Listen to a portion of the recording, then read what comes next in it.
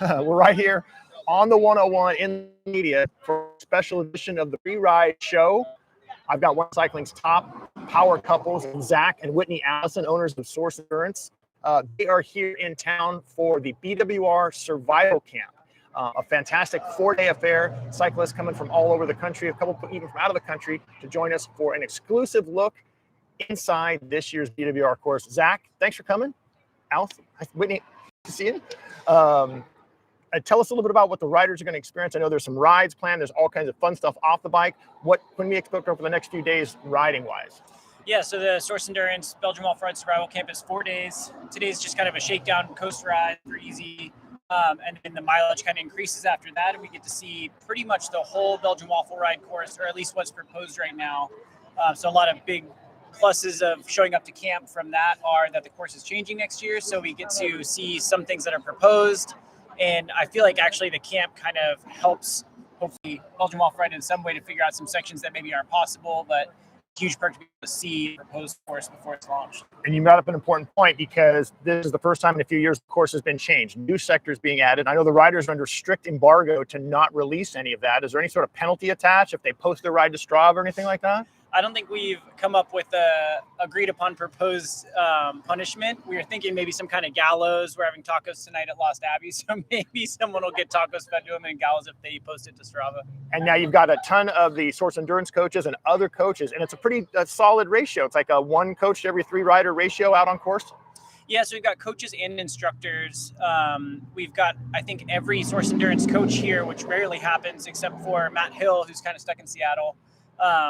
But a really good coach to camper ratio. We really try to have the camp designed around the median Belgian Waffle Ride participant. So it's not going to be the fastest group, but it's kind of we're hoping to have the biggest impact on a rider's time and how much fun they can have and finish the event and have time for beer and to have fun at Belgian Waffle Ride Festival after.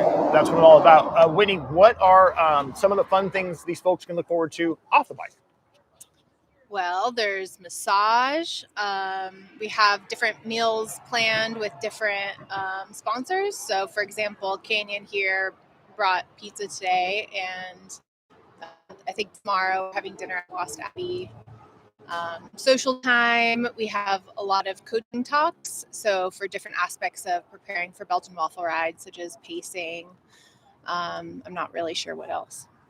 We have a special tire talk, which I think is going to be really crucial. I think that's one of the coolest things about Belgian Waffle Ride in general is how it's an actual mixed terrain event. I think Michael Marks would say this is not a gravel race. Right. But being able to choose the right tire for you, not just the fastest tire that might fail somewhere along the course or the biggest tire that won't fail that might be too slow. So it's a big part of it. And then, Whitney, they leave here with a very detailed training plan to get them ready for the event, which is about 4.5 months away at this point, right?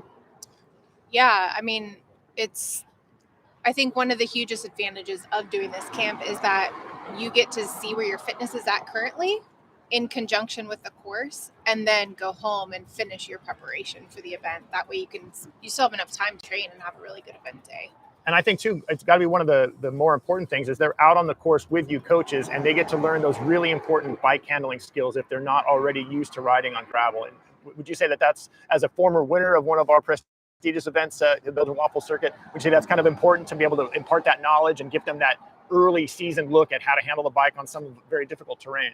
Yeah, there's like huge, enormous, like tiny changes you can make that have huge impacts on your overall time. For example, riding and keeping your momentum up over the top of a climb is going to have so much larger impact on your overall speed than what most people do. They get to the top of the climb and they immediately coast before bringing their speed back up. So there's just all those things that you get to experience together and kind of make those micro adjustments during the camp and then take that strategy forward through your whole entire gravel season.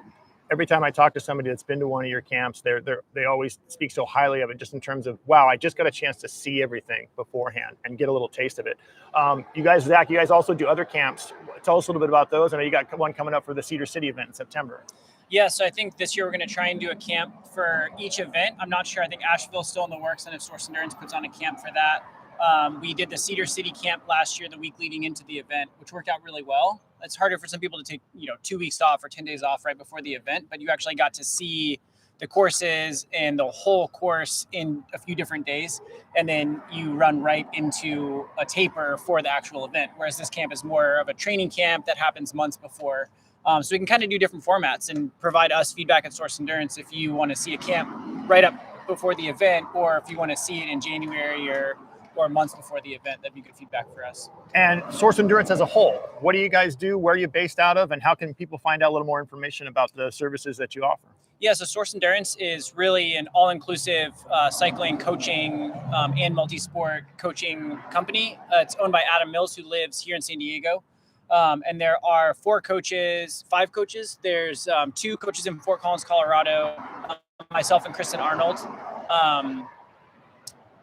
Taylor Warren lives here in San Diego. Adam lives here in San Diego. Nikki lives in Idlewild, and Matt Hill lives in Seattle. So we have coaches all, coast to coast pretty much. And we just specialize in whatever your goal is. So for these people here at camp, their goal is obviously to do the best at Belgian Waffle Ride within their ability. So that might be finishing in 10 hours. That might be finishing under 7. We really coach the whole spectrum of riders. So awesome. You guys do a great job, and we're certainly glad you're a big part of BWR. Have a lot of fun at camp this weekend. These folks had a great day, some fantastic weather, some beautiful terrain and riding out here at the Source Endurance BWR Survival Camp. Thanks for looking in on us. Keep your eyes posted to Pure Gravel all weekend long. We'll be dropping little nuggets of stuff that we capture out on the course and give you a little sneak peek inside. Expect it this year's Belgian Waffle Ride.